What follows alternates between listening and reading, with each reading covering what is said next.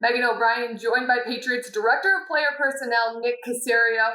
Nick, we talked to you last week before the draft, and so far there have been no reports of any catastrophic disasters that happened during the draft.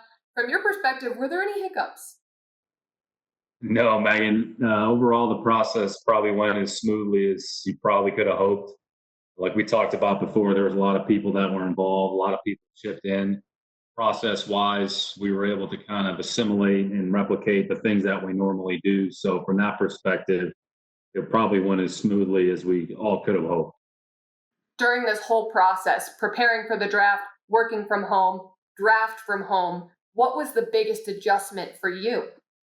It's a great question. I'd say just the one-on-one access to the entire group or staff. So instead of walking down the hall and having a conversation with Monty, just popping into Dave's office or just going around the corner to talk to Bill, that was done remotely and done by WebEx or whatever connection you had to utilize. So, but the access to film, we had access to film, we had access to the information in our database. I mean, honestly, the biggest difference was not having Nancy directly across the hall. So, I mean, that was probably the biggest thing because she and I are so accustomed to seeing each other on a daily basis. That was probably the biggest adjustment more than anything else.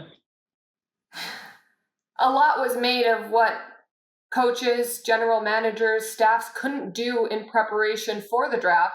But let's focus on something that your staff could do to prepare for the draft, the Senior Bowl. How much did that help you guys in your evaluation? Yeah, that's always a big part of the process. You get to see some of the better players, coincidence or not, but we drafted, what was it, three, four, whatever it was, however many players that were in attendance at the Senior Bowl. So our coaching staff was a little bit more involved this year than relative to years past. So we tried to maximize our time and make the most of the opportunities that we had in front of us. And hopefully we were able to do that. And quite the transition for Kyle Duggar to go to the Senior Bowl because he was competing against Division II talent for his college career. What stood out about him when you evaluated him at the Senior Bowl? Yeah, he held his own relative to the competition, which I think is something that you want to see, especially with a player coming from a lower level of competition. There's not that many Division II players that are playing in the NFL. When you see a player go from Division II, his level of performance, to get in an environment like that where the competition is certainly better than what he faced, you like to see that they're actually able to hold their own and be competitive. So that was certainly something that worked in his favor.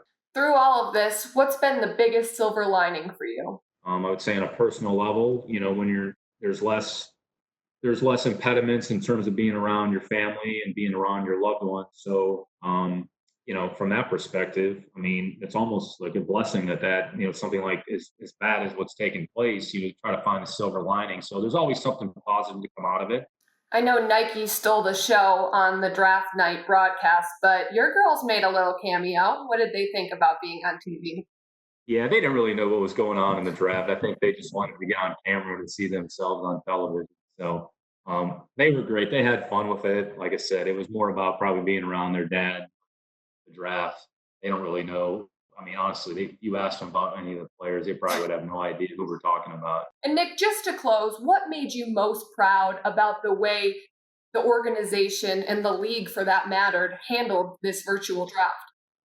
Yeah, it definitely the tip of the cap to the league. A lot of credit goes to Commissioner Goodell and his staff and a lot of the people that were involved. So I think everybody essentially kind of working together and helping one another.